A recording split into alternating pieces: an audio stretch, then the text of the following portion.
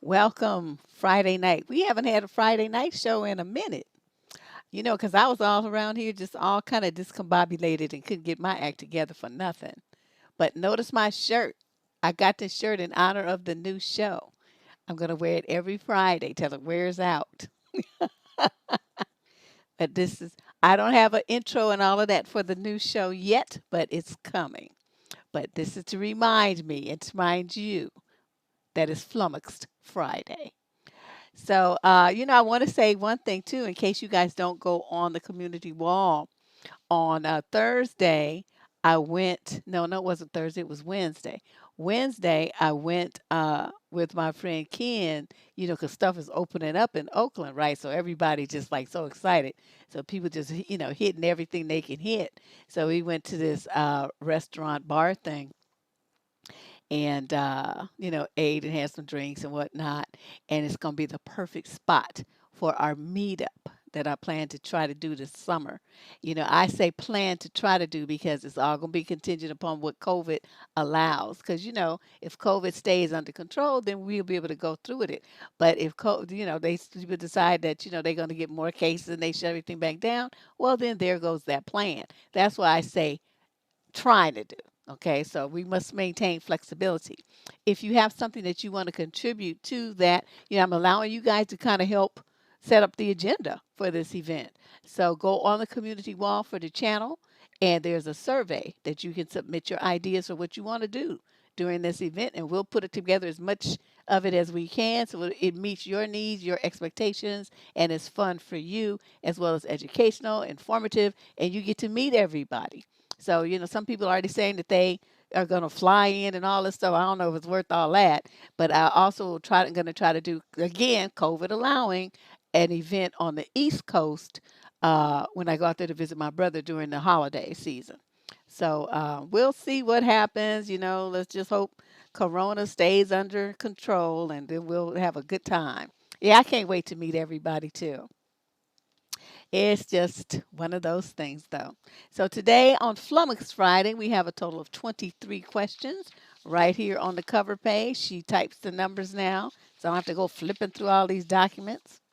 Oh yeah, I would love to go to. The only place I've been to Canada is I've been Victoria, and I went to Montreal once, some music festival or some music thing, and then I went to Victoria just to go. But yeah, that's the only times I've been in Canada. So let's get started. You guys ready? These are questions that people have already sent in for those of you who are trying to figure out what's going on. These are not the show where you get your questions answered live on the air. These questions have already been sent in. If you have a question you want to send in, look at the top of the channel up there. You'll see a button that says Get Advice, or in the show description down below, you'll see a link to you can send in your question for a future show.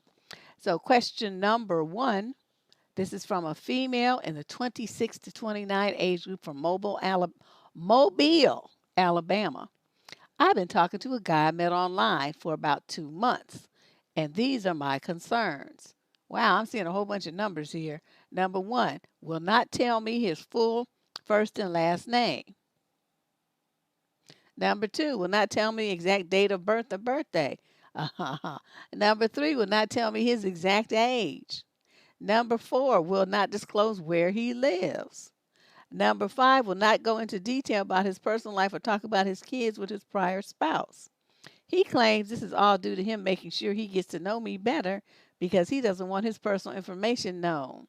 He will not open up to me, not sure if I should just move on or not. What would you do in this situation? Oh, as soon as I asked him his name and he didn't want to tell me, he would have been talking to Mr. Click, you know. Now, see, so now he has your full first and last name. You probably told him your date of birth. You told him where you live. You told him where you work. You told him where you went to school. You told him your mama's name. You told him everything, all your business over a 2 months period of time. But you don't even know who you talking to. He married, in prison. I mean, you don't know anything about who you giving all this information to. Girl, you being kind of dumb to sit up there and ask if you should what you should do. Haven't you heard of identity theft? Haven't you heard about sex trafficking?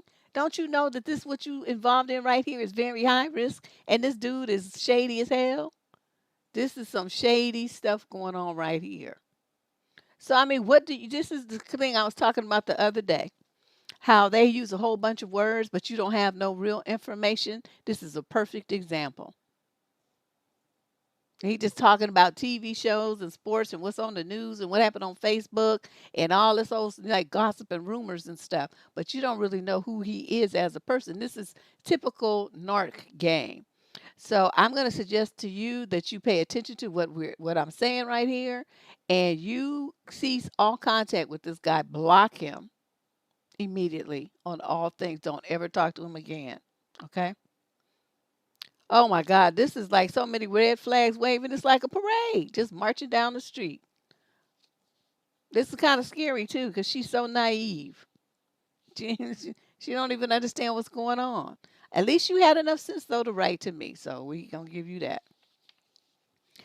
Yeah, no, this is way beyond trust. This is game. He just trying to get all this information out of her. And I'm, always concerned because see, they don't want you to be able to look them up. That's what he's on, background check and stuff. He don't want her to be able to do that.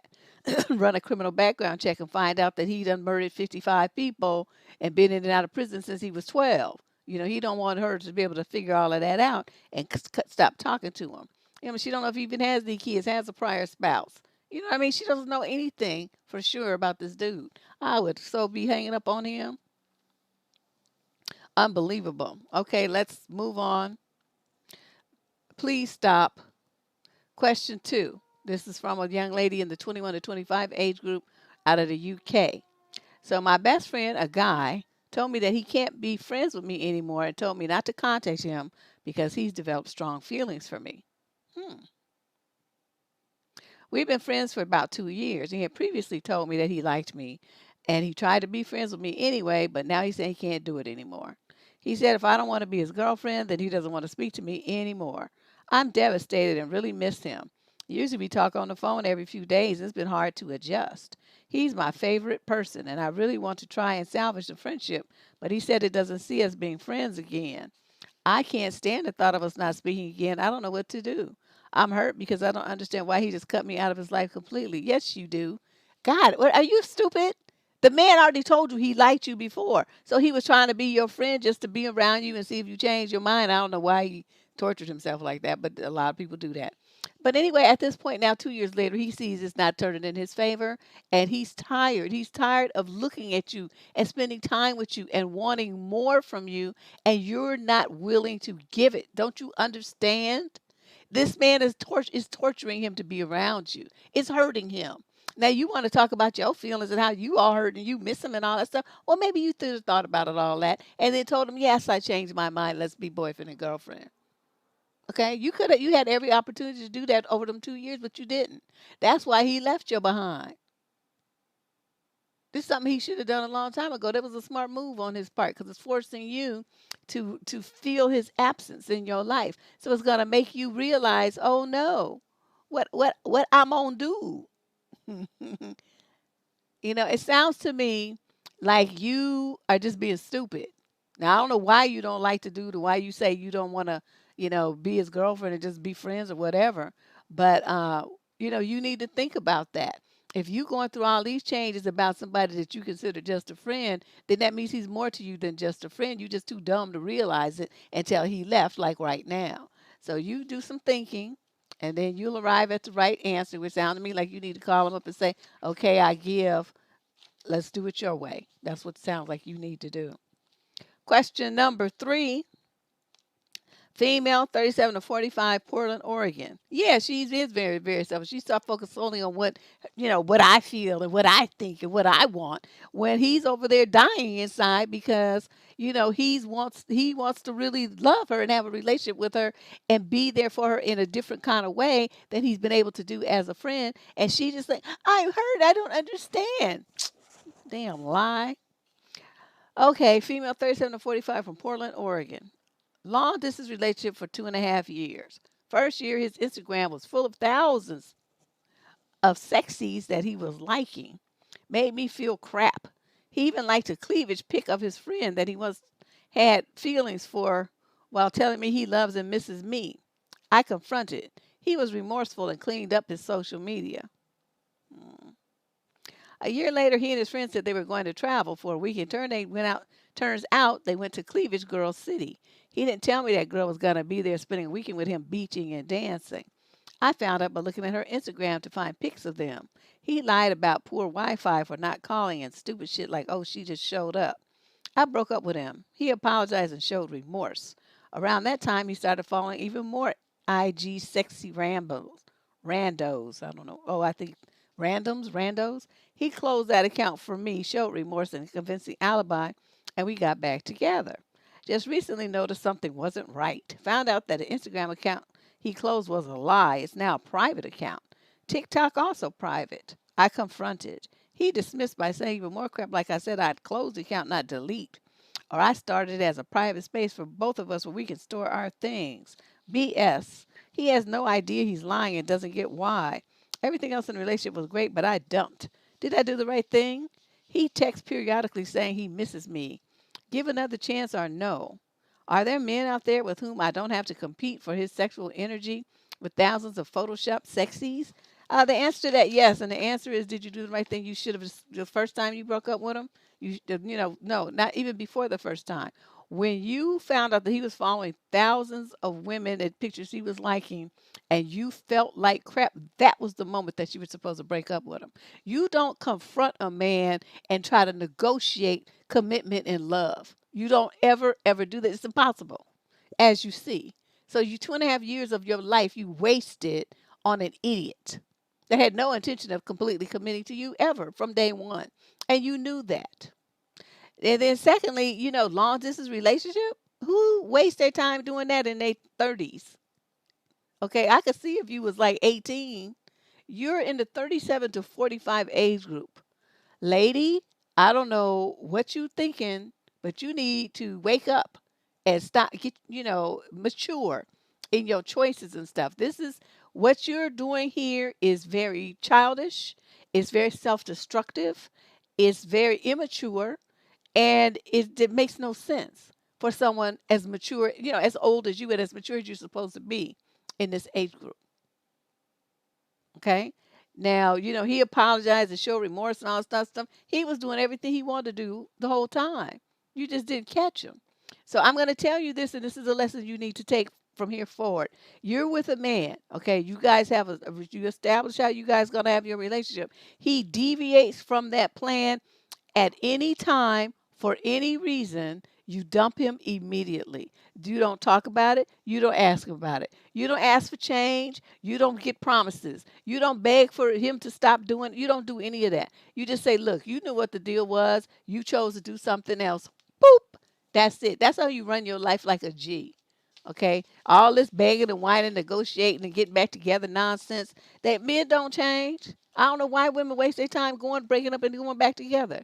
If you was gonna do all of that, just stay with the fool in the first place. You go back to trash.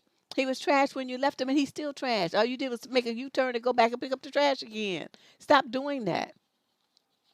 Yeah, this is just unbelievable. This guy is just a pig, and you wasted 2.5 years of your life with him. Question number 4. This is a female in the 22 to 29 age group out of London. Over the past few months, I've been seeing a guy casually. He's 29, I'm 25. I'm fairly certain I am the first person he's had eggplant with, but I don't know how to bring the topic up without hurting his feelings. It feels like everything is new to him, and I'm god awful at expressing my needs, especially in the bedroom. Every time we do have eggplant, it lasts at most 2 minutes, usually closer to one. I've never had this experience before, and I'm not sure how to talk to him about this. The foreplay is absent as well. I really, really like him, though. He's unlike anyone I've ever seen. I really would hate for something like this to end things. I know this is equally my problem because I'm not communicating what it is I need or want.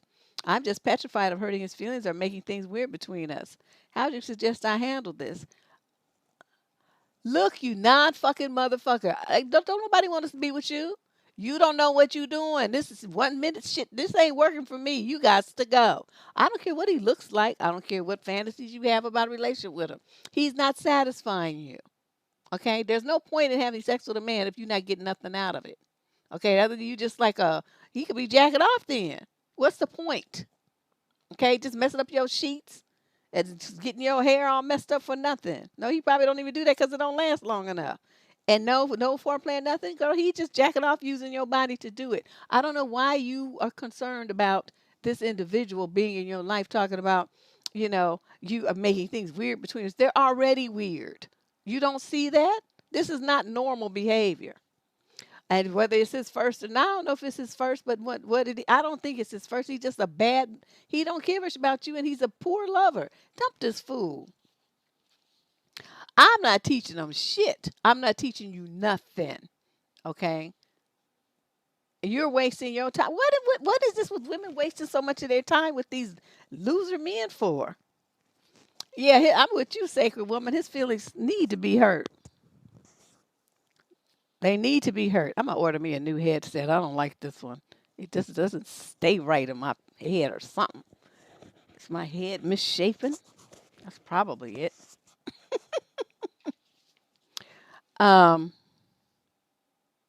yeah, this wouldn't work for me. He would have to go. He should have been gone the past few months. And you saying seeing him casually, that's all that is. He just like, oh well, I got mine. You didn't get yours, too bad for you. This would have been like the first time he did this, I would have kicked him out of my house and been done with him. I don't have this kind of patience. Let's move on. Question number 5. Male, 30 to 39 from Houston. I'm curious about something. My 37-year-old girlfriend, I'm 36, talks about her ex every day. She has kids with this dude, so normally it has something to do with his behavior or attitude towards parenting. Other times, she'll work him into a conversation about something stupid he's done in the past. It's always negative talk, it's never positive. Should I mention that he cheated on her? I've been dating her for 7 months and I love her very much. We can talk about anything for hours. But like I said, he always gets worked into a conversation one way or another. Not sure what approach I should take. You should take the approach where you say, look here, if you talking about that motherfucker, that means you thinking about that motherfucker. And I don't want you thinking about that motherfucker not around me. Now, I'm not telling you you can't think about it, but I'm going to tell you this. There's no man on this planet that want to hear about some other motherfucker. Okay? You keep your mouth closed. I don't want to talk about him ever again. And that's it. I don't understand why that's so hard. She might not be hung up on him like that, like romantically, but she's still working out some anger issues, obviously. Some kind of conflict that they had and her hurt and all this kind of stuff. But I don't think it's romantic interest. But she's probably still mad. I mean, because you don't say how you've been with her for 7 months, but one thing you left out is how long, they apart before you came on the scene. And so that would have been important, bit of information to make a more accurate assessment about where she might be on her healing journey. But it doesn't even matter really because no matter where she is, her constantly bringing this guy up means she's still thinking about him. Like I said, people don't think words don't come out of your mouth unless you think them. And so the fact that she's sitting up there talking about this dude and working him into every conversation that you have, oh, well, yeah, I was thinking about going to, you just get together and take the kids and go to the beach. Yes, Ronnie and I used to go to the beach, and last time we went to the beach, this and that happened. So you see, you know what I mean? I think that's the kind of stuff he's talking about. Stuff that don't have nothing to do with anything. Somehow she brings his name up. That's when you have to be straight with her dude and say, look, I don't want to talk about that clown. Okay, that was a mistake you made in your past. I'm full aware of it after all of these months. I know all this crazy shit he did, but you talking about him endlessly is not working for me. Okay, because you sit up here in my face, and every word out of your mouth, every time we talk about something, you manage to bring it around to him. That means you keep thinking about him when you're supposed to be thinking about me. So I'm gonna dip out for a minute. You figure out what it is you want to do here, and then you let me know. I'm not doing that. I told my husband he was kept talking about his ex when we first got together, and he had been away from her. I'm like, why does he keep talking about this broad? So at some point you have to hear the stories. You know what I mean? So the whole story. Okay, now it's been like a month. I know the whole story. Okay, now it's 3 months later, and you want to try to bring her up again? I sat right up in the bed. I said, let me tell you something.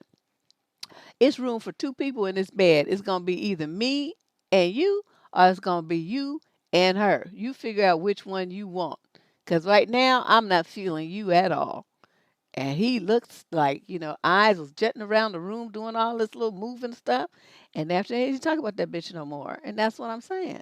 So, at some point you got to put your foot down. I mean, I could have just let him torture me and talk about that broad and all that stuff, but he needed his energies refocused. You got to look at this face. I didn't do all that shit to you.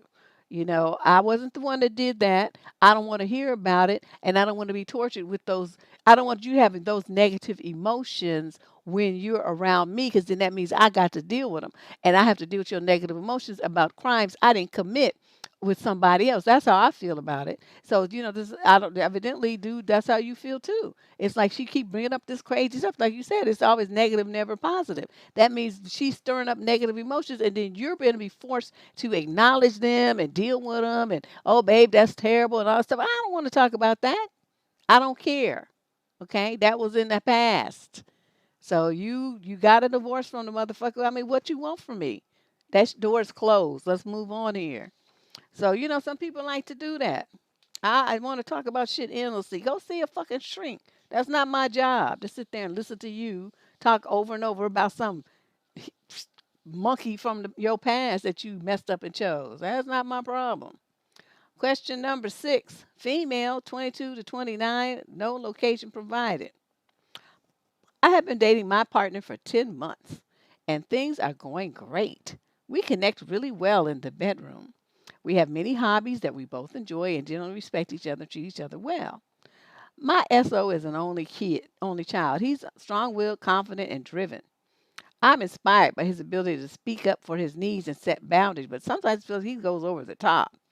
I'm one of 6 children, and as a woman, I try to take steps to overcome my nature of people pleasing and to be stronger by communicating my needs, but it's so hard.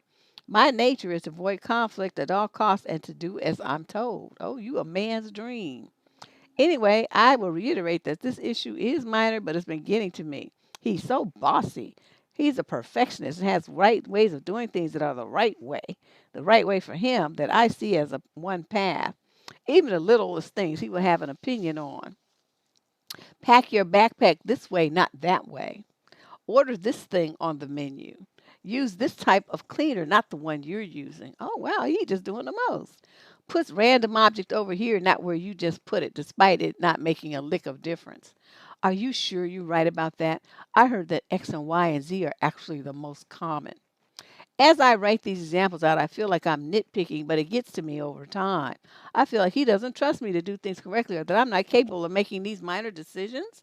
At first, I'd do as he said, but now we live together and I know I'm a competent person. So I will sometimes tell him to stop telling me what to do. He usually acquiesces and drops it, but sometimes I can tell he's put off by my protests. I'm fine with helpful instruction and open to new ways of doing things, but sometimes I feel like I'm walking on eggshells. No matter how I do something, I just know he's going to come behind me and fix it tell me outright to do something different. How should I handle this? So this is how come you guys got together because he's a control freak and you're a giver inner. So, it's like a match. Because, see, he wouldn't do well with somebody like me I mean, not like I'm a control freak, but I'm not going to control you, but I don't want you controlling me either. I'm just a very, you know, independent person. And one thing you're not going to tell me what to do. So had he come telling me, pack your backpack this way, that, not that way, I would have said, fuck you. That's my backpack. I'll pack it the goddamn way I please. Like, just like that. And he would have said, order this thing on the menu. You want to order that? Go ahead, but I'm ordering what I want to eat in my stomach and in my mouth. I don't give a fuck what you like. What you like is irrelevant to my palate. Or use this type of cleaner, not the one you're using. If that's your favorite cleaner, go get it and then handle up business. Go in there in the bathroom, use your favorite cleaner and just go to work. But if I'm cleaning, I'm using what I like. You see what I mean? So she's giving in. She's giving in to his demands and his opinions, like, what he thinks, like he's king of the world or something. I'm like, are you sure? Put random object over here, not where you just put it. Put it back where I had it. I like it there and it's mine. I want it in that spot where I put it. Don't touch my stuff. Okay. So that's the thing about it, You, young lady, need to get a spine and start establishing some boundaries with this guy because he just steamrolling you like like a vacuum cleaner. And it's really not necessary for you to always have to tell him to to stop telling me what to do. What you should do is fire back and light his ass up. So say, don't tell me what to do is different than it's my fucking backpack and I pack it the way I goddamn well please. You see the difference? One is, oh, it's so gentle and soft and the other one is very aggressive, which is how he's being with you, giving you orders. That's aggression. So you have to fight the aggression back with aggression and be fine with helpful instruction. You only need helpful instructions if you ask him for it. One thing, you're not a kid. Remind him that, you ain't my daddy. You don't be telling me what to do and how to do it. You want to do all of that, get you a dog or something. Something that'll listen to you because I'm not going to listen to you. I don't give a fuck what you think. What you think is irrelevant to me. If I want your opinion, I'll give it to you. Oh, these dudes. Mm-mm. Anyway, he irritated the hell out of me. I don't know. It's to her evidently, Terry. She only been dating for 10 months and they already moved in together. See, I don't understand that kind of stuff because it takes you a good year, to really figure out somebody's little crazy behavior patterns and stuff, and if that's something that you want to be bothered with. So these people meet each other, moving in at 3 months, 6 months, all this kind of stuff, and then later they have to move right back out because finally the person that they, really shows themselves after the honeymoon period is over, and then they realize, oh no, and this is some bullshit, and then they have to move right back out. Now, see, for me, it depends it's going to depend on how he takes it once she starts standing up for herself. If he bristles and gets, upset and feels resentful and starts, punishing her, being, all, you know what I'm saying, like, not speaking to her, and he gonna stomp off and all stuff because she tells him that she wants to do her own thing, then that would be a signal that this relationship will not work. If he she tells him all this stuff, and then he sits there and he says, "Oh, I didn't realize I was being, a control freak. Let me start working on that." Well, then the relationship can be saved. But it's just going to depend on how um, how she handles it. No, she hasn't lost her thing, and she said she never had it. She's already. You must have not paid attention to the beginning of the letter. She said she raised a family of six, and she's always been this way. She's always done what she's been told. And what does she say? My nature is to avoid conflict at all costs and do as I'm told. So it's not like she lost her identity. She's been like that way out the gate. Okay, this is how she was from a child. So we cannot blame that on him. But she's kind of to the point where she's realizing that it's going to cause her problems, and so she, is looking into making some changes. Let's move on to question number 7. This is a male in the 18 to 21 age group from the UK. My partner and I have been dating for 2 years now and have gone through a lot of great times together, especially for a young age. I'm 21, she's 19. We met while I was living abroad, and after 9 months, I moved to the UK. I think she's one of the most caring, genuine, and kindest people I've ever met. Every time I look at her, I honestly think she is so beautiful and precious to the world. Wow. For a couple our age, we spend pretty much all our time together too, especially after moving in together at the beginning of lockdown. In September, we're planning to move to London as she'll be attending university and I'll be advancing in my career. On paper, we sound like the dream couple. However, she's been suffering from serious social anxiety and depression for years. I knew this before moving here, but not the extent of it.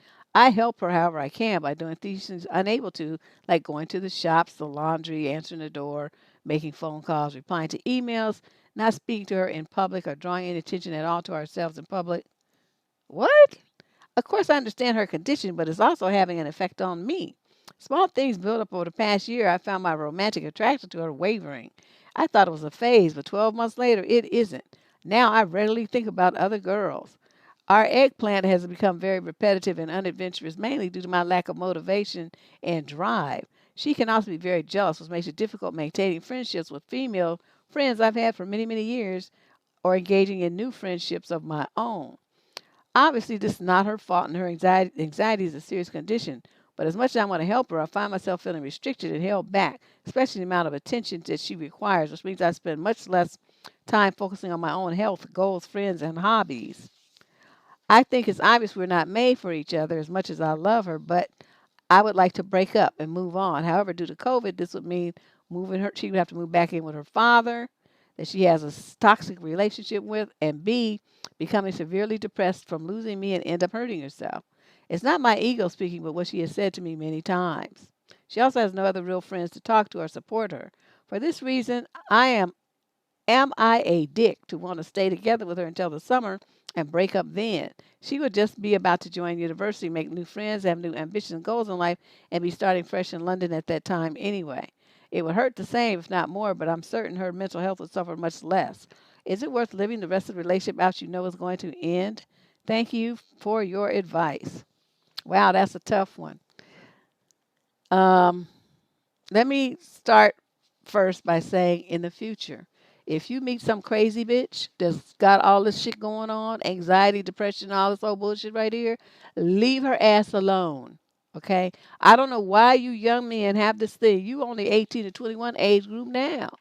Okay, so you was a kid when you got with this girl. So was she though, but I mean, saving her and then going through all these hoops that you going through, not talking to her in public. I mean, what is that? Not drawing attention to you as as a person or a couple in public. She's got some real serious mental problems, and I'm telling you, as a young person who's looking for a mate, who you would want to be having children with in the future and stuff like that, don't have children with some crazy bitch. Women, don't have children with some crazy motherfucker. Okay, they have mental illness. That shit runs in families. Okay, it's genetic. Stay away from crazy people. All right. I'm not saying they're not good people and all of that, but I'm saying if you're looking to have a family and a normal, you want normal kids that don't have to be able to shrink at the age of 5 and all that kind of stuff, then you don't have kids with crazy people because their genes are fucked up. Okay. And I said it. And I know a lot of people going to be like, that's cruel. And, crazy people deserve love too. Yeah, they do. And they going to get it from somebody else. It ain't going to be me. All right. You just go get it from somebody equally loony as you. But this is really hard, and you want to take on all this responsibility about her, going to the shops and the laundry and doing it. Well, what the fuck does she do?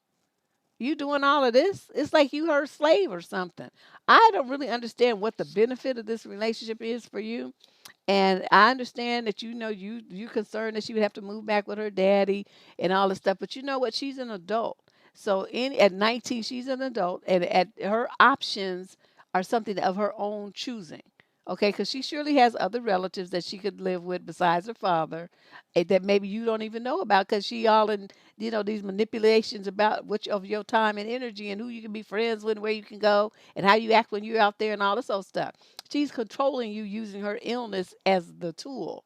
So what you do is you tell her that you're going to break up, that it's not working for you anymore, and that she could either move back to her dad's house, or she can move to with some friends, or she can move to London early to start, get her a place and start school sooner. Whatever she want to do, that's going to be her decision. But you're done. Okay. Now, you want to, want to try to break up later. You want to prolong the agony. I mean, I guess if that works for you, you could do that too. But I can't recommend that. That to me would seem like an unnecessary sacrifice, and damaging your mental health and your spiritual energy by being in a toxic situation far, far longer than you would really have to.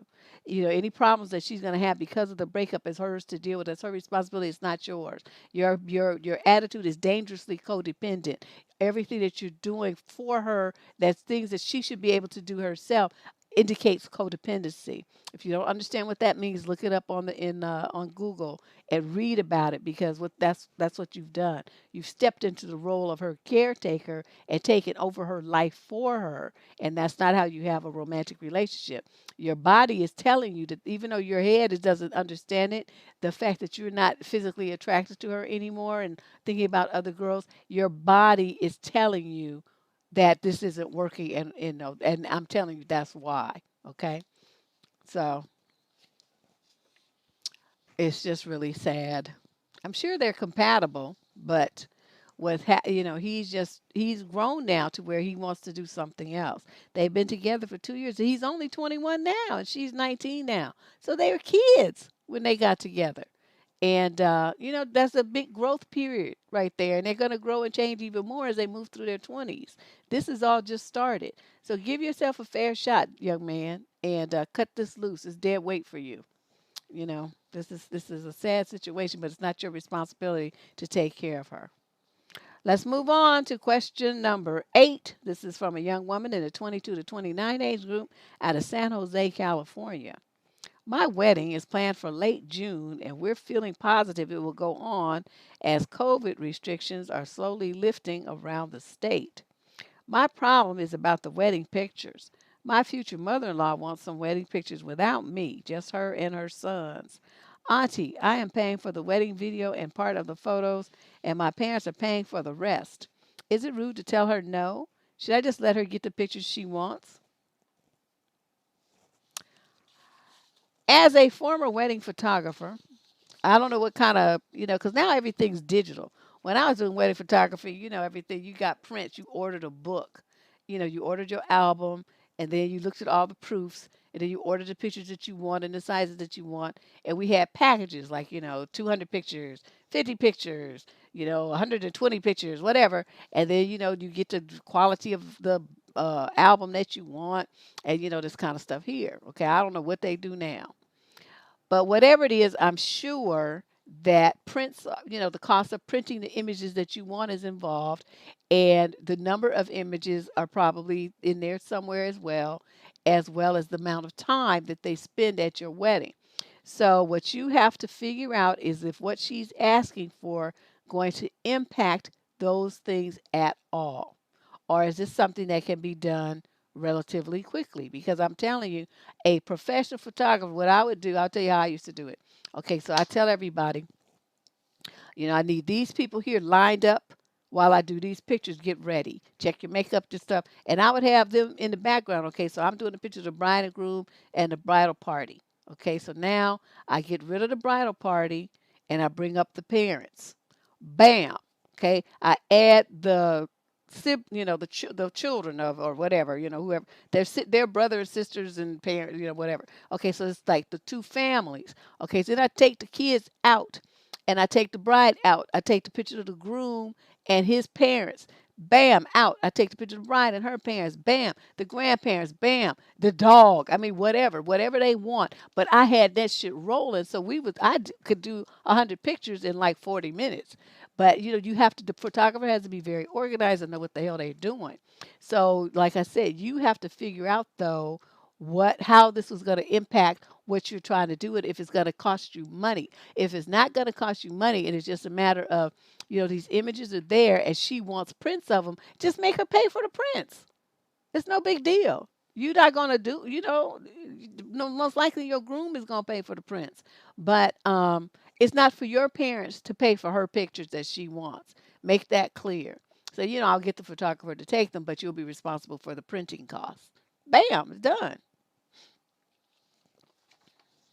Yeah, you always have to take lots of different pictures, different groups. The hardest thing ever to do is to get the bride or groom to have a picture with both of their parents when the parents are beefing. Oh, that took all of my psychological skills, my smoothing, my game, everything. Guilt tripping, that usually worked the best because they would be like, no, I don't want to do this and that. So I'd have to approach them with, this is your daughter's special day. This is her once in a lifetime wedding. It's going to be 5 minutes out of your life to give her an image that she can love and look at the rest of her days. And can you not put aside whatever this is you guys have going on for your baby to be happy for the rest of her life? And it's going to cost you 5 minutes. You don't even have to look at each other. You're going to look at me. You stand there. You stand there. You count. We're going to count. We're going to take 5 pictures. You're gonna, stand there and change your pose or whatever I would tell them, and then we'll be done. Okay, 5 minutes. I'll have you out of here. 5 minutes. How could you say no to that? I always got my pictures, and the brides were always so grateful. just so happy that they got a nice picture with both of their parents and it's smiling in spite of what could have been years of drama and fighting and court. I mean, just, whew, people just be going crazy. But yeah, but I'm telling you, I always got my money. I'm like, I always got my money. So, if you don't get shots like that, it sours the whole wedding for the bride. And then she don't want to pay you no money. She don't want to order no pictures because she got a bad mood. I'm like, oh no. We must not only get our package fee, we gonna order you gonna triple up on this shit and have you ordering all kind of extra pictures. They would order albums for the groom's family, orders for bride's family. I mean, so what started out to might be a $500 or $600 package, I might walk away having spent 4 grand on shit.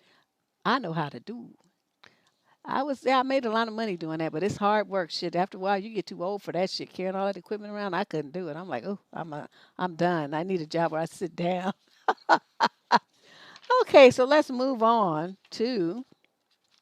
I've done so many different kinds of work. It's not even funny. If I put all the stuff on my resume, people be like, "What kind of crazy person is this that has done all these different things?" All right, let's move on. Question 9. This is a female in the 22 to 29 age group from Glasgow, Scotland. How would you feel slash react if you had an unexpected pregnancy 5 years into a relationship? Then, upon announcing it to your boyfriend who has anxiety issues, he has a panic attack about finances and figuring everything out. During it, considering you both were unemployed and living at your separate parents. You had no business fucking. You don't have no job and no house? What is this? Let's read on. He shares he doesn't know if he is ready to be a father, but he will do whatever he can to make it work. Then, once he calmed down, he wrote you a letter apologizing about the panic attack and explains his panic and then wants to support you and figure everything out. How would you react slash feel about him panicking to this situation? Would you feel like he does not love you or does not want to be with you? You're stupid. I'm sorry. That's the least of that's so far down the list of what you should be thinking about. Oh, he had a panic attack. That means he doesn't love me. That's the best you could do. That's where your head went. You're not thinking about, oh, what are we gonna do if we decide to have this baby? Who got some money for this shit? Kids cost a lot of money. Even the pregnant, getting treatment to be pregnant and medical care and birthing and clothes for the baby and beds and all that stuff costs money. And two broke motherfuckers that don't have a job and living with their parents, where you gonna get it from? Did you think of that? The best thing for you to do right now to be stop romanticizing this bullshit and take your happy ass to the nearest abortion clinic. I don't know what they have in Glasgow, Scotland, but you need to get if they don't have one there, you need to get on a train and go somewhere where they do and make that magic happen. This is a stupid situation to bring a baby into. And then you're going to have a man who's got some genetic anxiety issues. I just talked about that. People who have all this kind of freaked up shit and is going to pass that shit on to your kid. Then you're going to have a kid with anxiety issues and can't even go to kindergarten and shit, hiding in the closet. This makes no sense at all. Yeah, of course he had a panic attack about finances and figuring everything out because he's reacting like a normal person. I mean, not to the panic anxiety issue part, but to the part where he was like worried about the practicality of it. And you all focus on whether he loves you or not. You want some romantic harlequin response. Oh my God, I'm going to be a dad. I'm going to be a dad. Walking around telling everybody and being all proud. That's what you was looking for. Instead, he went straight practical and was like, oh no, how's this going to work? And you don't even understand what's going on. This girl. Anyway, that's my suggestion to you. You start figuring out how you gonna terminate this pregnancy and get your birth control game tight. And if you can't afford to get no birth control, then stop fucking. Okay, till you get a job, and then you get some medical coverage and you get some birth control. This is irresponsible and stupid for people in your age group. This makes no damn sense. This is some teenage shit. Question number 10, female 22 to 29 from Leeds, England. I'm 22. I've been dating a 23-year-old guy just over 3 months that I met on a dating app. Okay.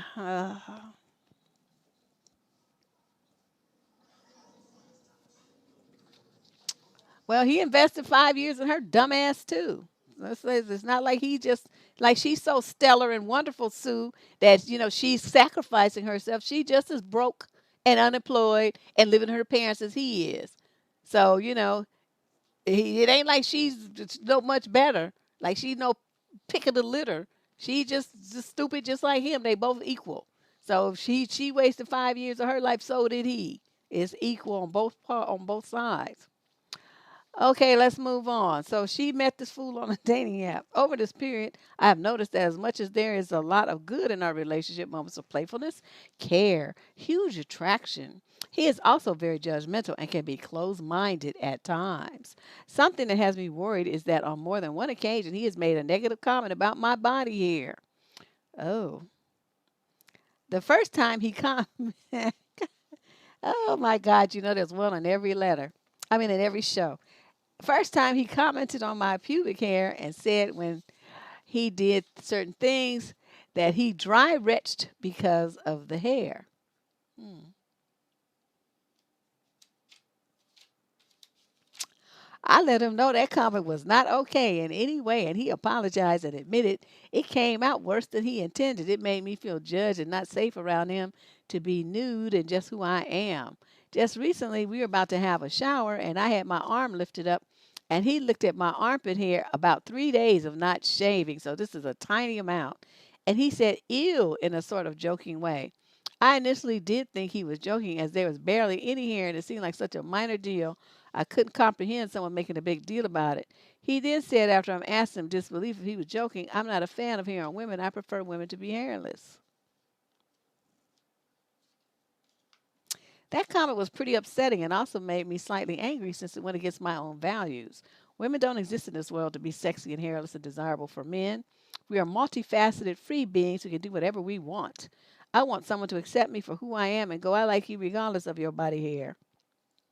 Ladies of the squad, she writes, would this be a deal breaker for you? A few of my friends have said so, but I'm incredibly conflicted right now. Let me tell you about your dude that you met on a dating app. He's a fucking pedophile. Let me tell you this thing right here. Adult women have body hair. Adult men have body hair. You know who doesn't have body hair? Children. So your dude is looking at you saying, I prefer women to be hairless. That means he prefers women to look like a kid. Okay? Please understand what this man is telling you. And these dudes have this idea they be watching too much of them popcorn movies where they shave everything up because they appeal to these men's pedophilia fantasies. And I don't care if the body is that of adult. I'm telling you, if you cover this up and then what you seeing is, from the waist below, it's the same body that little kids have. Women that have daughters need to think about that. While you got these men who want you to be walking around looking like a prepubescent child in the nether regions. You say, oh, it's cleaner, it's this and that. If you use soap and water, then it's clean, just as clean as anything else. Okay, you wash the hair on your head, don't you? Otherwise, you would be bald if you believe if that taking that same logic, your ass would be bald at the top of your head just like you are at the bottom if it's so dirty and nasty, right? So that logic doesn't fly with me.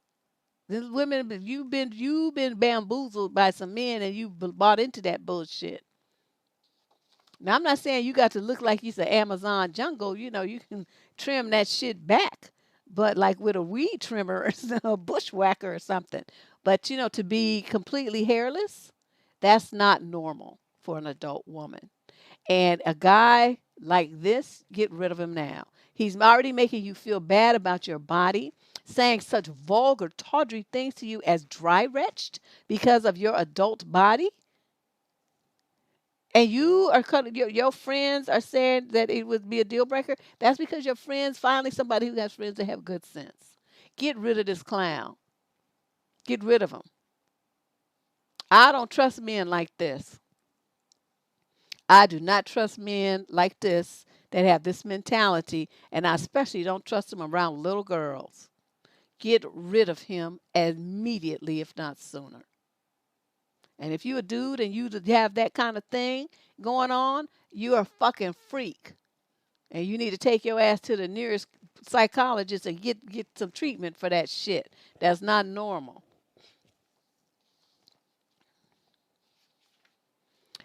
Well, I wouldn't know because, and then I mean, you got to think about, for some women, they're gonna get ingrown hairs and it's gonna be itching and all kind of horrible things are gonna be going on. That's not normal. That's there to protect certain tender areas there, and it's designed to stimulate things because adults are having eggplant, right? It causes a sensation and it's there for a reason. But people don't understand that, and they want to be shaving it off and talking about it's cleaner and I'm fresher. It means you bought into some marketing or people trying to sell you stuff because they make you ashamed of your body. And so you trying to, match these commercial advertisers designation of what makes a woman beautiful and fresh and all this kind of stuff. You've been brainwashed to think so there's nothing that you need other than soap and water. Okay? Soap and water will take care of everything. There's no need for you to be thinking just like on your head, soap and shampoo and water, same thing, soap and water, okay? Gets it perfectly clean. So, it makes me sad when I hear women feel like they have to do that because it's nasty or dirty and they're ashamed. It's bad. They have all these negative associations with their body being like gross. And that's somebody did a mind job on you. You need to really think about that. It really hurts me to see women do that to themselves. And a lot of black women have that especially, it's like they just feel like they're dirty and nasty and stuff. And so they have to be using all these different chemicals and whatnot. It's just not cool. So you guys really give this some thought. All right. Question 11, female 30 to 36 out of Green Bay, Wisconsin. I honestly don't get why people want to go no contact with their exes. You meet someone, you date, you break up. Okay. That person you broke up with is still a human being who has feelings and emotions. And we are just expected to what? Callously disregard them and cut them out of our lives? I'm not asking because I was dumped. I'm in a relationship with someone great. But I do try to maintain contact with my exes because we shared a lot of our shared existence together, and while it didn't work out, they are pretty good guys overall. My partner is fortunately understanding and has his own exes that he keeps in contact with. I'm just wondering why people think it's a bad thing to do. I understand that there may be unresolved feelings after a breakup, but in my opinion, that's even more of a reason to maintain contact so you can work through that. You're stupid, that's why. First of all, why would you want some old piece of shit hanging around in your life? Okay, now I could see it if you guys were like family, friends, or something, and gonna be seeing each other all the time through your relatives, and so you don't want some kind of acrimonious relationship that's gonna cause stress and strife amongst the family. You can still be friendly, go to these group functions, talk to each other, smile, laugh, meet each other's new boyfriend, girlfriend. Okay, I can see it under a situation like that. I can see it if you have kid together, you know. But you just some random that you dated for a little while and you want to keep them on the string in your life and let them all in your mix and be introduced to your new person and stuff and all that old stuff. Oh hell no. I don't care what you talking about. They have a person who has feelings and emotions. Ask me if I give a fuck. I'm through with you. I don't care what you have.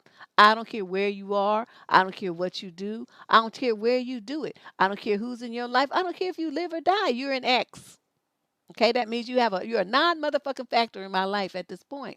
All the people who collect X's, I don't understand what's wrong with you. And when I meet a dude that has like, he's friends with all these different X's and stuff, all them bitches coming around and calling and stuff. No, I don't want to be bothered.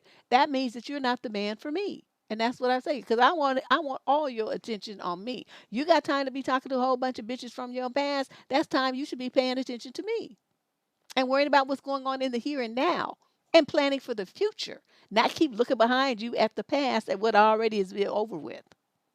I don't like that kind of stuff.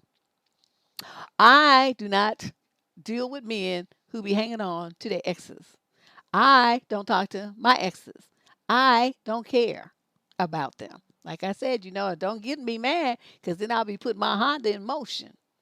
I love running people down with my car, at least scaring them enough to where they go screaming onto the curb.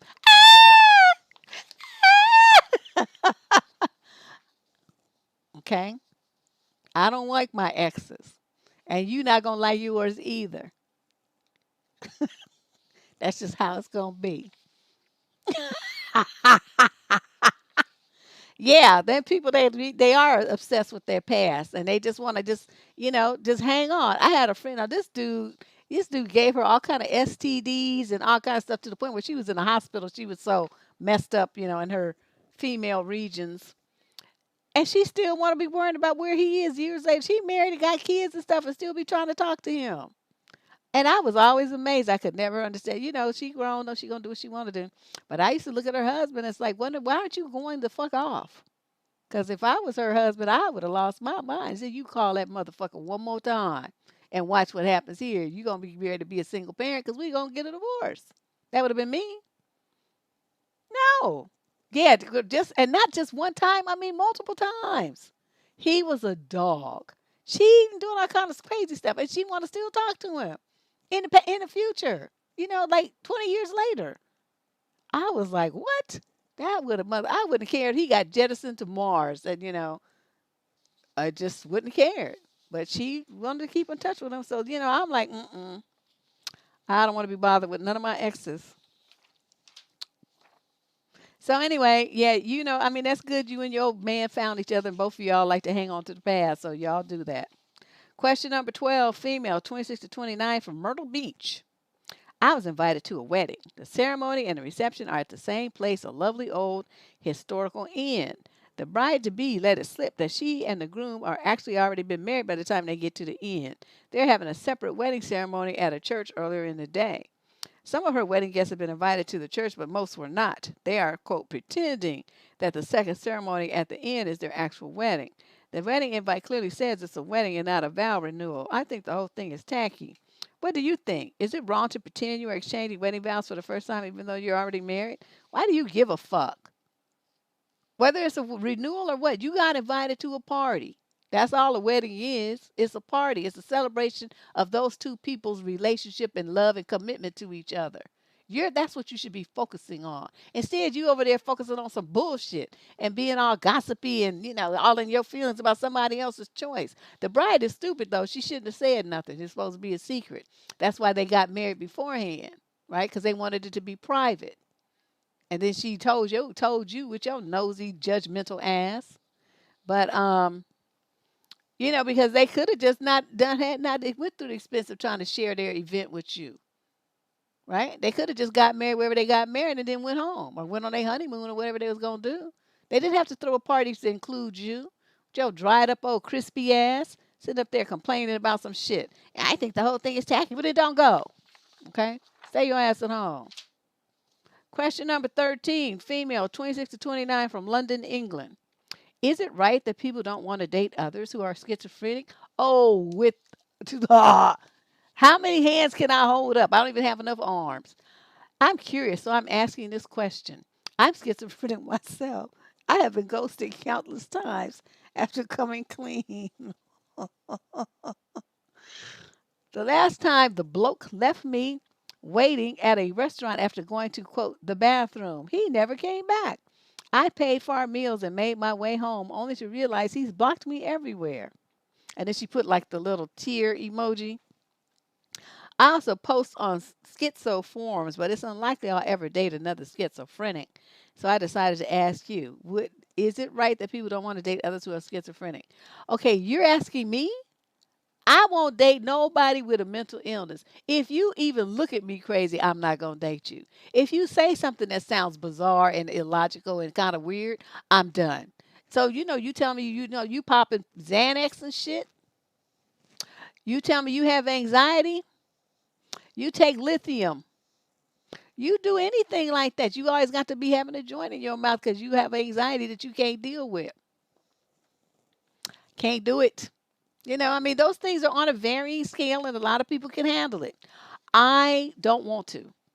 I need a different kind of man. I need a man who's here, who's 100% focused, whose mind is right, whose attitude is on point, and who got his shit together. Okay, if you got these issues going on, that means you're a product of a bad gene pool, and I don't want no parts of you.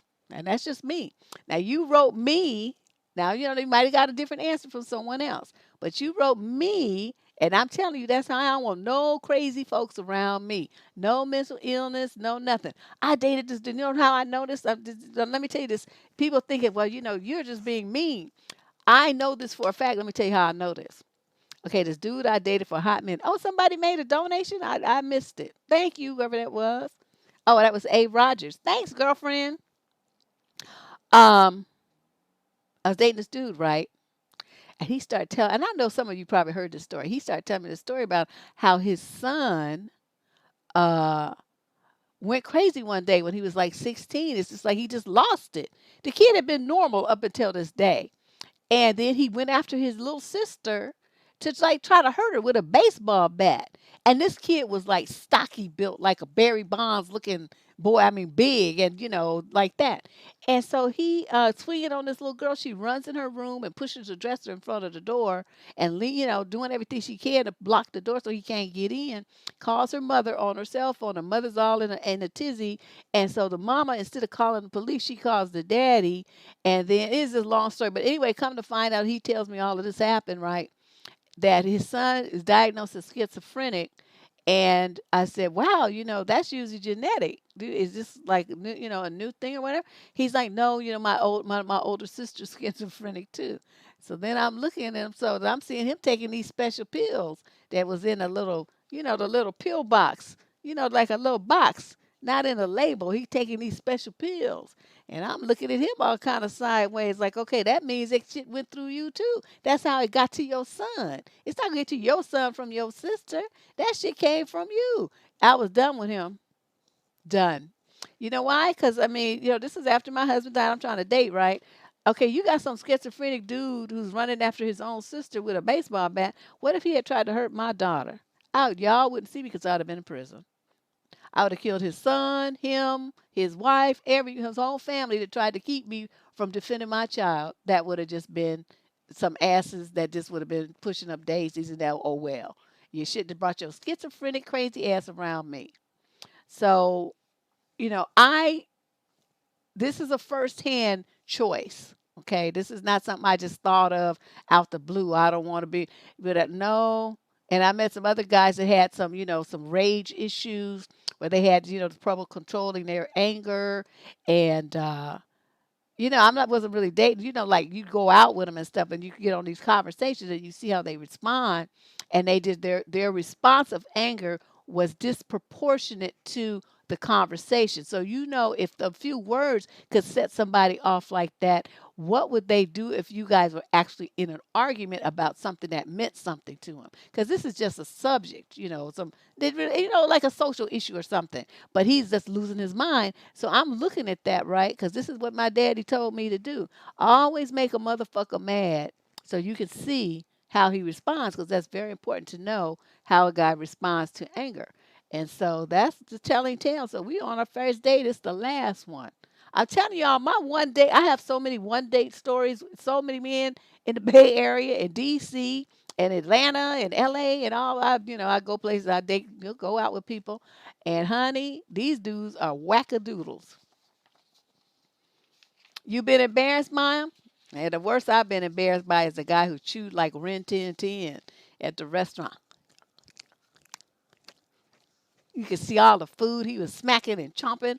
I was like, this is unbelievable. I was sitting there staring at him. People at the tables around us were sitting there staring at him.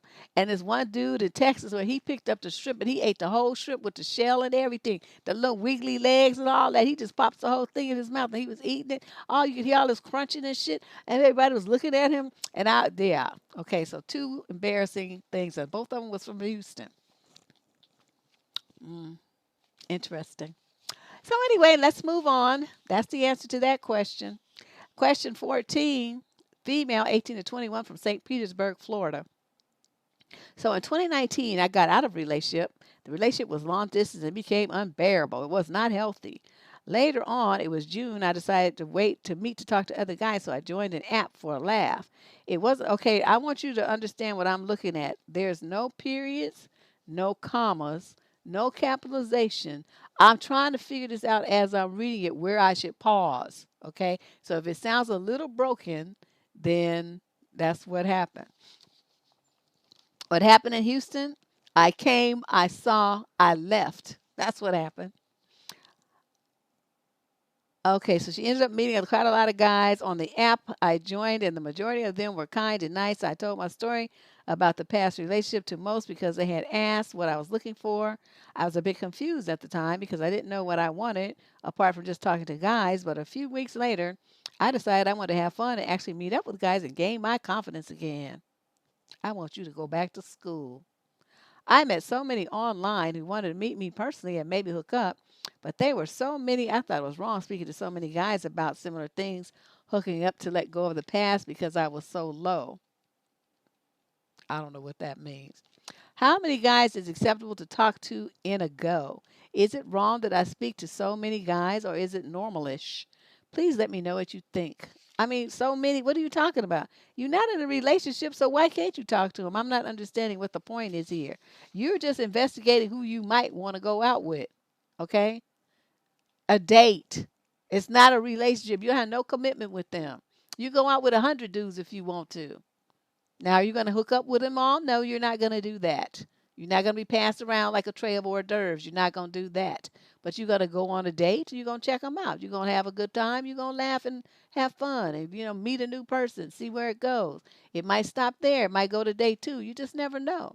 But you're not committed to any of these dudes. And so you can talk to 5, 10, 20, 40 of them all at one time. And then you go out with whoever you decide is interesting. And then you go from there. Okay? You got to have at least a pair and a spare, but that's if you like call yourself, seriously dating. She just on the app. She meeting these dudes. I mean, there's no limit to how many you can do that with. But that hooking up thing, no, you don't do that. You're going to end up with some dreadful disease. Question number 15. This is a female in the 22 to 29 age group from Vallejo, California. I'm trying to figure out if this is considered financial abuse. And she put in parentheses, I saw your Sunday sermon and it was fire. Anyway, I hooked up with this dude a month ago. He gave me his numbers and looked forward to hanging out again in the future. After that day, we casually text back and forth and scheduled our second hangout a week later. It was on Valentine's Day, so I invited him to eat out on me. Unfortunately, we were both busy that week and rescheduled our date the week after. So we hang out to eat and I follow him back to his place for some wine and video games. The night ended relatively fun and casual. Nothing lewd happened. Over the next few days, we continued to text casually and plan to meet again. So we hang out at least once every week, order some food, drink some wine, and mess around at his place. At the end of the night, I would always pay him back for the food. Usually, I sent him a little more than what the food cost for drinking his wine and for hosting me. Also, he was unemployed because of COVID, so I didn't want to put any financial stress on him when we hang out.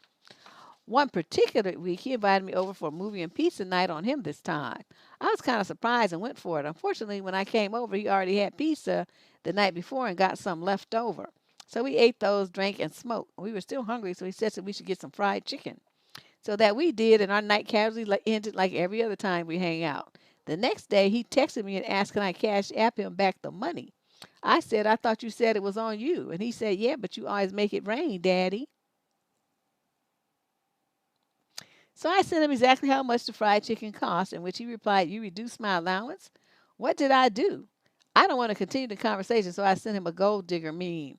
So after a few days, I reached out to see how he's doing. I asked to hang on again, but he said he had plans. So a few days later, I asked if he wanted to grab some dinner since his birthday is coming up. Once again, he said he already had plans. I asked if he was mad at me for any reason. He said no.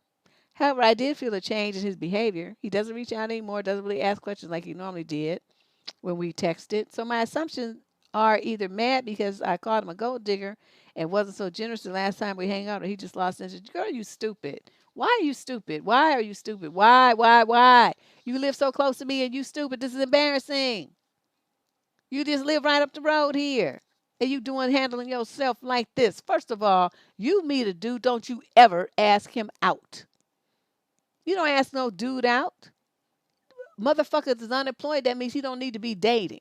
Okay, that's the number one thing. He need every spare moment of his life. He need to be looking for a job, not trying to get his dick wet. Okay, that's the first mistake that you made.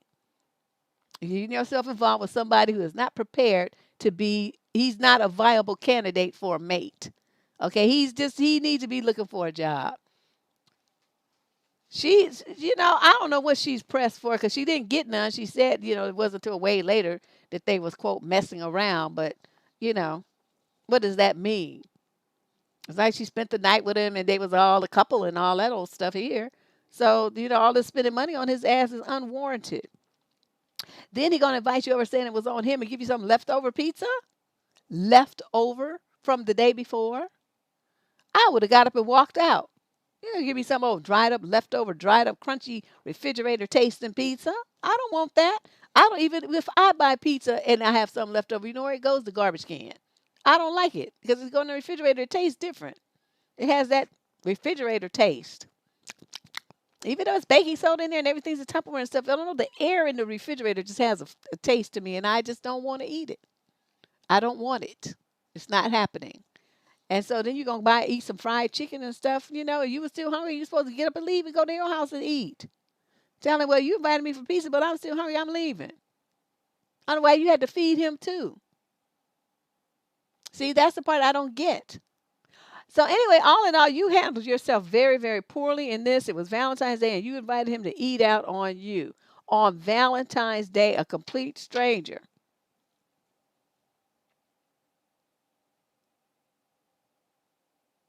I don't understand what you were doing and what you expected to come out of this, but you were sending him extra and stuff. You treat him like he's your kid, your little boy or something.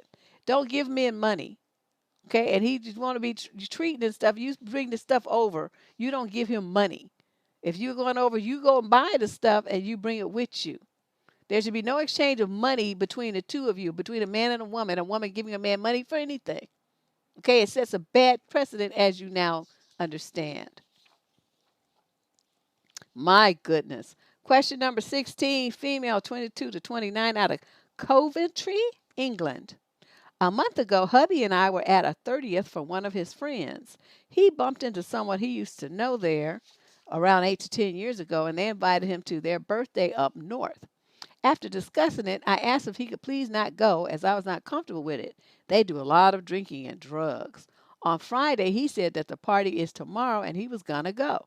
I again asked him not to, especially since Sunday was the 1 year anniversary of my dad's death and I wasn't coping very well and needed him here with me. As it was up north, he would be staying the night, but he still went. Hmm. When he got home on Sunday, we didn't discuss it as our kids were awake. And once they went to bed, I just crashed as it was an emotional day for me. Last night, I brought it up, and he didn't even care. Started yelling at me and name calling. Then, when I told him how it made me feel, he just ignored me and went on his phone scrolling on Facebook. I guess I just need some advice on what to do next and if I was overreaching or not from someone who isn't biased. Thanks so much. I don't know what you would do, but you know what I would have done? I would, the next day, when he got back, my stuff would be packed up, my kids would be packed up, and I would be at my parents' house. And the next day after that, I would be at a divorce attorney's office. Let me explain to you. I mean, I'm hurting for you. I feel like my father's been dead for a long time, but to hear that someone, because his birthday just passed, his birthday was March 25th, and he would have been 80 something. But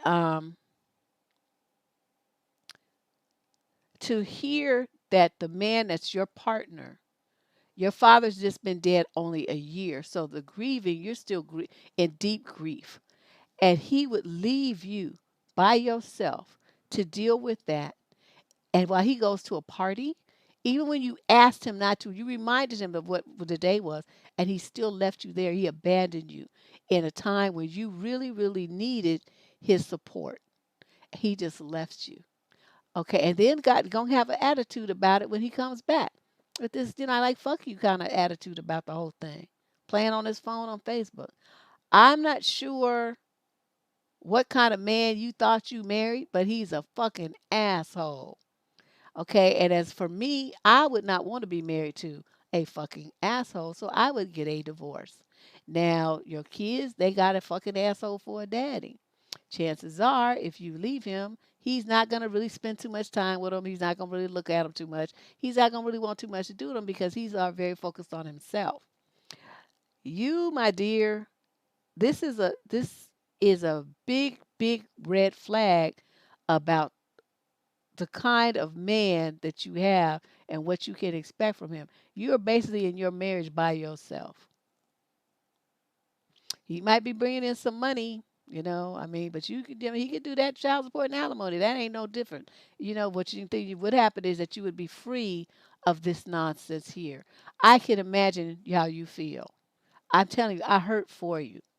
It's I could feel the pain through your letter, even though you're trying not to express it. I could feel like the heaviness in my chest. This is just so awful that somebody would treat their wife like that. I just cannot even say, I can't even really say what I want to say because Google would probably burst this video into flames. But this is awful. This is so awful. I feel so bad for you. Poor thing. Wow. Question number 17, female, 22 to 29, Naperville, Illinois. What does it mean when a guy says he's too busy at the moment? I was talking to a guy and we decided to meet in person, but then he said he was busy at the moment and didn't have time for a relationship. And he did not want to hold me back. So I'm wondering if his busy meant that he was not interested or he was really busy, so I should give him a second chance. Second chance of what? He didn't even have a first chance. He didn't want it. Are you not understanding what happened here? Okay, he's one of the kind of people that like to play on the phone. He could be handicapped, married, ugly as fuck, weigh 800 pounds. He just enjoys the feeling like he has he can socialize with some women. But when it comes time to actually, shit or get off the pot, he just going to sit there. He don't want to really take it any further. That's what you have here. What's that term they use? Uh, there's a term for it. Mm, I can't remember it right now. Where people pretend to be something that they're not online. But anyway, that's what you got here. And so don't worry about him. You're not going to give him a second chance. You're just going to block him and you're going to move on. And you're going to do that in the future for every man who plays that kind of game. Once you're supposed to meet and he has any excuse why it's not going to happen, block him and move on. Catfish, thank you. That's it. That's the term. This is a catfish situation. This is something wrong with him.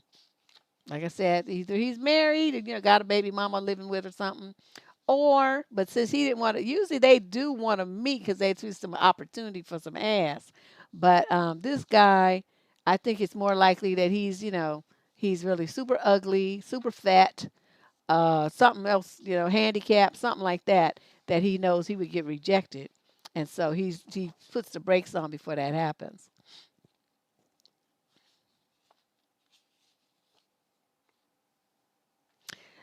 Who stop blaming it on women?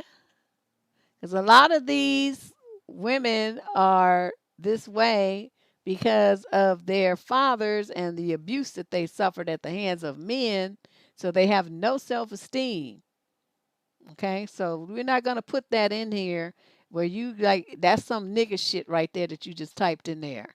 Where you want to go to automatically put all the fault for the way that somebody is on a mama. I don't play that shit here. Actually, Lady Boss, can you delete that comment? Delete that shit right there because that kind of shit right there gets on my nerves. You actually, it's two people that raise a kid, and it's all kind of people that influence little girls as they're growing up, and most of them get damaged by men that are not their fathers, mama's boyfriends, uncles, even older brothers, male teachers, male students in schools. Every single girl that I've ever met in my life has a story to tell about how men did her and how it changed her thinking about herself, her confidence levels, and all of that kind of stuff. And you have that kind of stuff impacting your self esteem as a little girl, it fucks with you as a grown woman. So that does not mean it don't have shit to do with her mama. Okay? Don't ever type anything like that in my chat again. I'm gonna boot your ass up out of here. And I mean it. That's not this kind of channel, and you know it. You know how we do things here. This is a female empowerment channel, not a female blaming channel. You can find that shit on any nigga's channel on YouTube. You don't need to see that. I don't want women coming here seeing that shit. Okay? I hope I make myself clear. Don't ever do that. And that goes for the rest of you too. I'm very serious. Question number 18. Female, 30 to 39, Teaneck, New Jersey. Saturday morning, I wake up to a friend request on Instagram from a guy I went on one date with like 10 years ago. I was about to delete him, honestly, and then I realized who he was, so I figured there was no harm in accepting him. A few hours later, he messages me saying I came up to his friend's suggestion and he thinks we're on a date. He thinks we went on a date once years ago. I tell him, yes, I think we did, and then we went back and forth a bit. Honestly, I can't remember why we never went out again, but I'm starting to think it may have been because he was super boring. He keeps messaging me, but the conversation always falls flat no matter how hard I try to be engaging. I don't think it was this way in person, but messaging with him is a total snooze fest. And whenever I feel like the conversation has ended, he goes and messages me again. This morning he messaged me at 6:30 a.m. saying good morning, which is super early to be messaging somebody you barely know. I just found this whole situation weird, him reaching out after one date 10 years ago. Wow.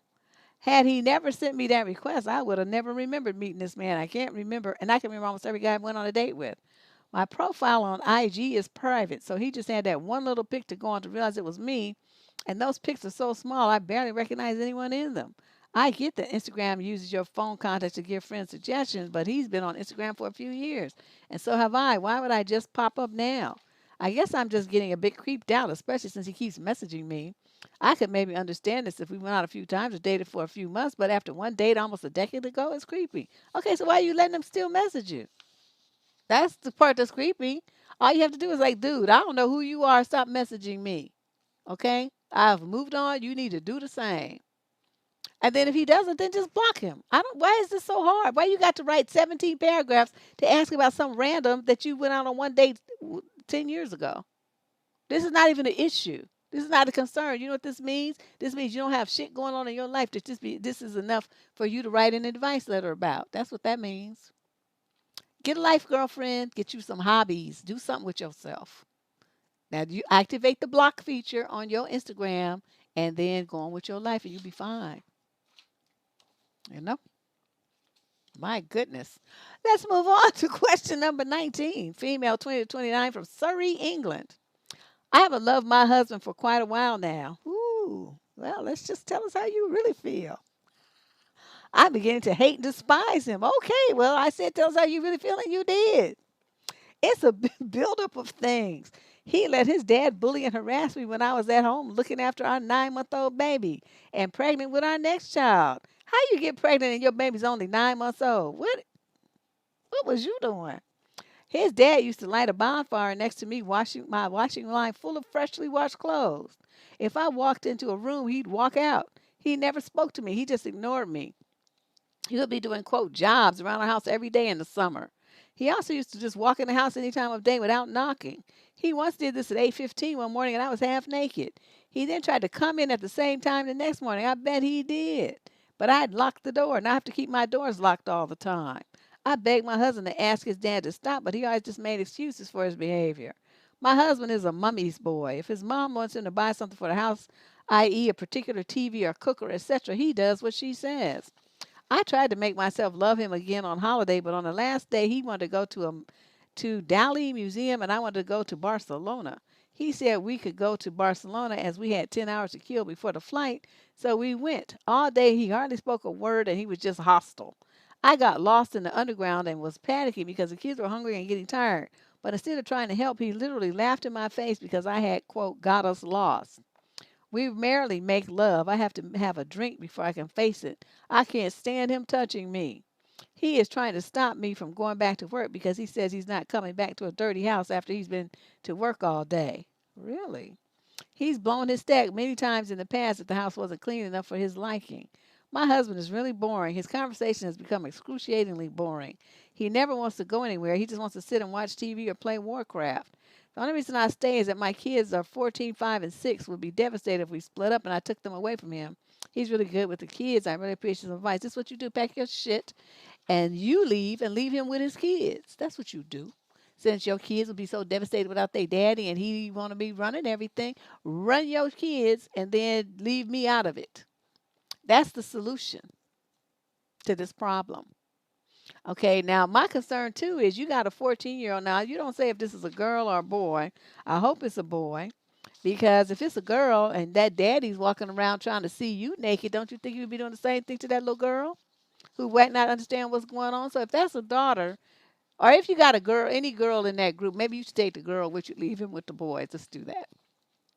You take the daughters and he keeps his sons with him. Because otherwise, that father sounds real creepy and predatory to me. I'm just not feeling him at all. And your husband is a wuss and a control freak and a financial bully. He don't want you to work because so his house can be clean. Hire a maid, motherfucker. How about that? I'm not here to keep your house clean. You tripping. You have to have a drink before you can let your husband touch you.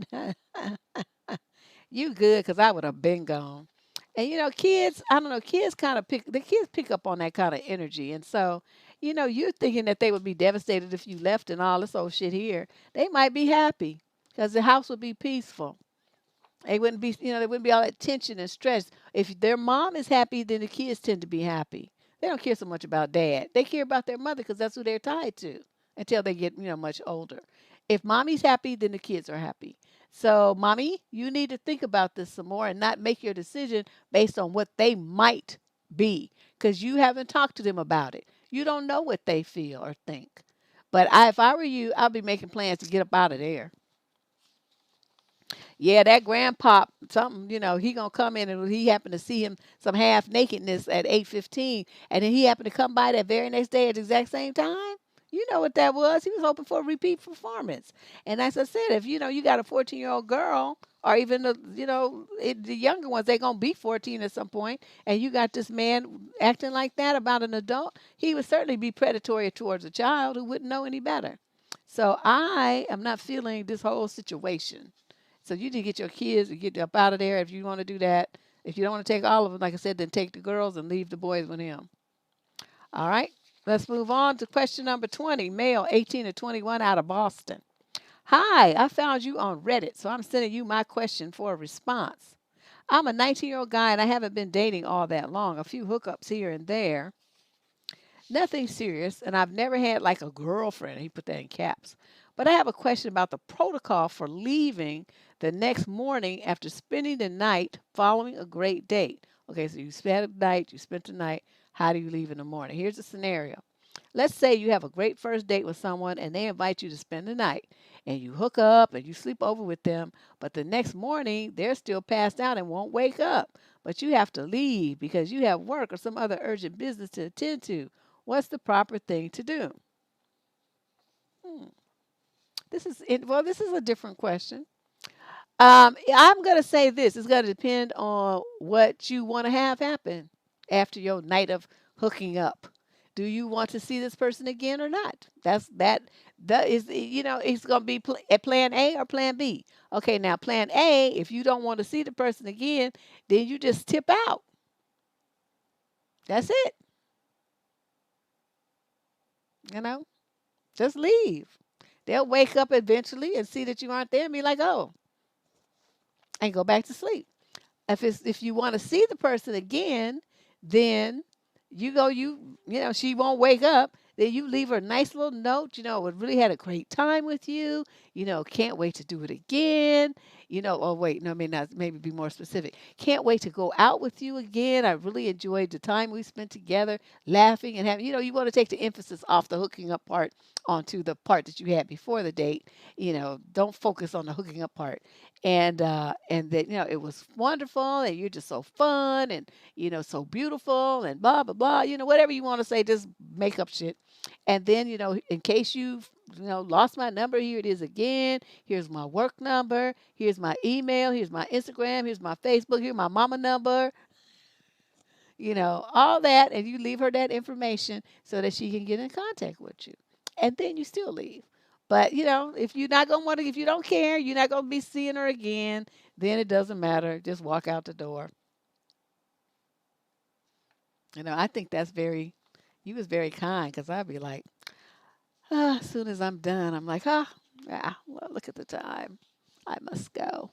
Don't you want to spend the night? Nope, I sure don't. I want to wake up in my own bed that I sleep in all by myself diagonally. That's how I sleep in my bed. I take up the whole thing. I sleep at an angle. Like my feet be on the left and my head be on the right. Sometimes I alternate. Feet be on the right, head be on the left.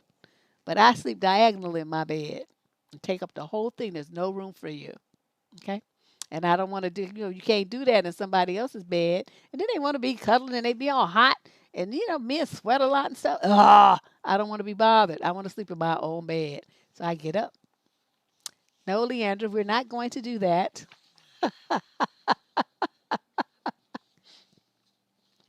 Leaving a note is appropriate only if you care, if you want to see them again. If you don't give a shit, then what you gonna leave a note for? I mean, come on. I'm not gonna. If I don't want to see your ass again, I'm not gonna take the time to write you a note.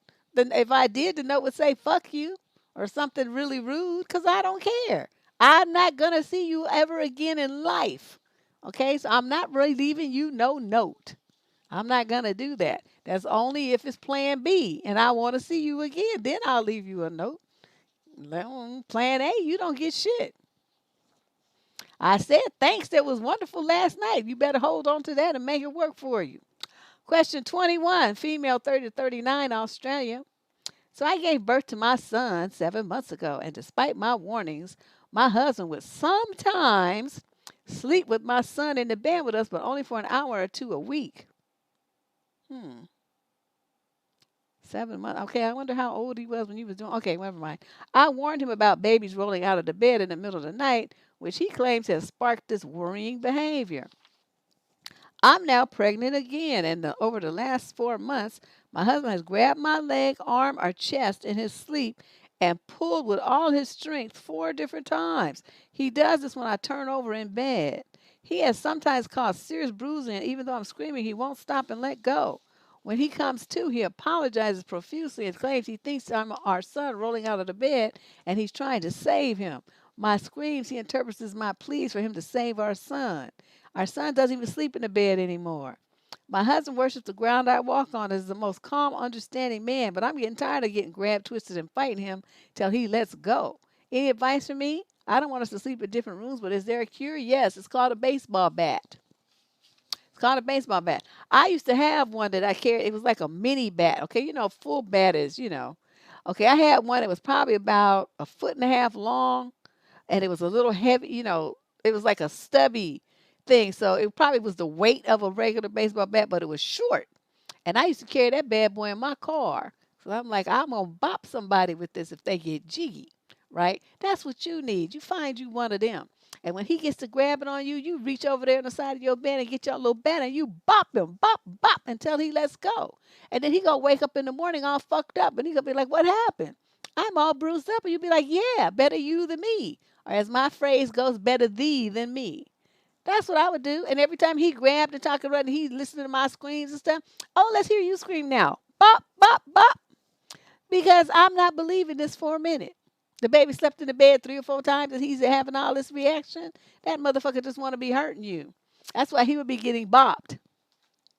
Oh no, we're not gonna slap. We're not gonna slap it. We're gonna hit him with some blunt object. You need something that's gonna clock him.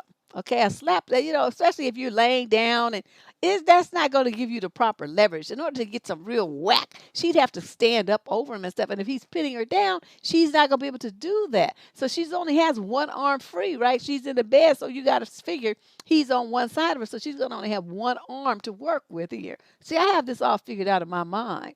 As soon as she's reading some scenario, I'm figuring out, okay, he's here, she's here, or he's there, she's here. Whichever way however they sleep, whichever side he's on, he's got half of her body, under his control. So it's the only thing that she's going to have is one arm. That's what she's going to have to reach and grab her baseball bat and bop, bop, bop until he lets go.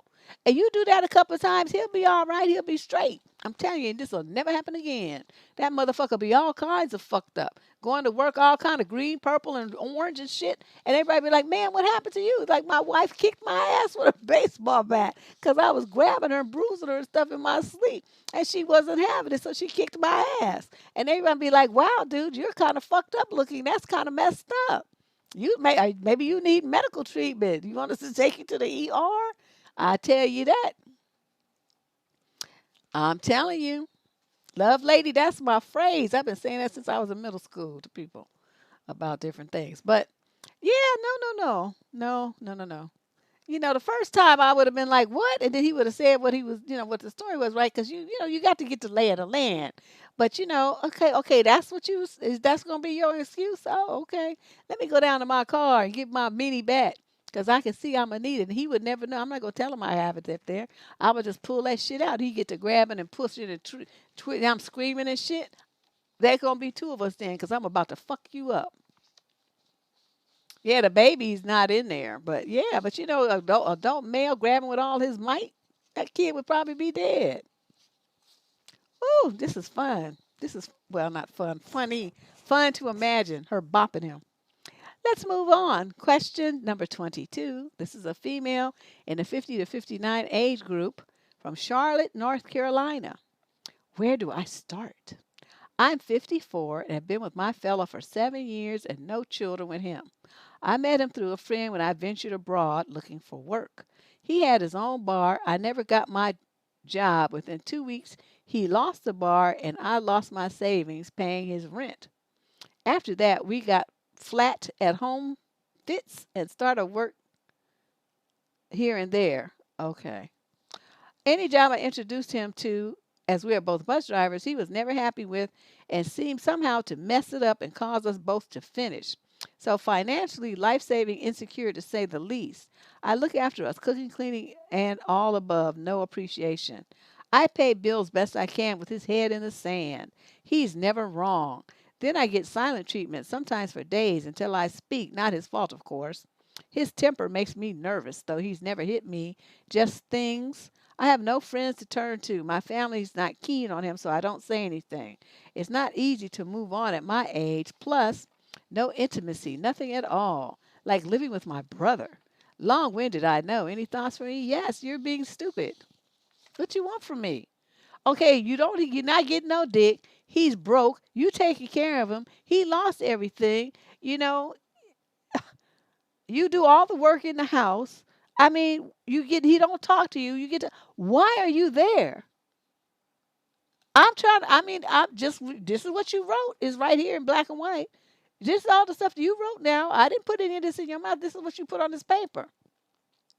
And then when he does get a job, he messes it up so he can go back to you taking care of him.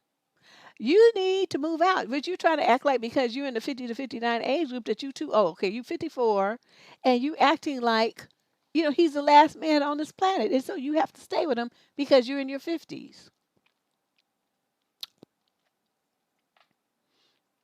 I'm not understanding your thinking at all.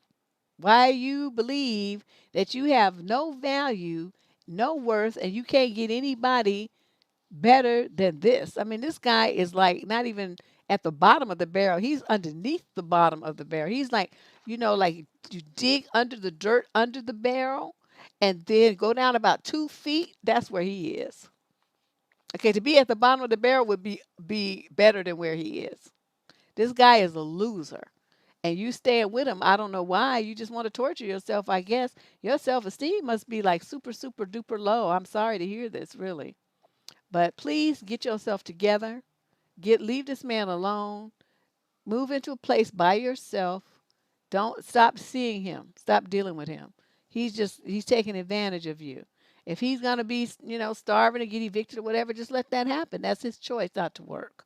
Okay, he had options here. He want to mess it up, so he makes you do it. So, she need to watch the financial abuse video, huh? Yeah, you need to watch that. It's the last Sunday sermon. It talks about how women get set up and used financially. You're definitely right in there. All right. That's it. I don't understand what kind of relationship this is supposed to be, Ash. I don't know. You asking me? I'm confused. I don't understand it. I would have so been gone. I don't do this. I don't play these kind of games. Anyway, here's our last letter of Flummoxed Friday. I hope you guys enjoy my shirt. This is what I'm gonna wear every week now. I'm gonna just wear this little shirt for during the show.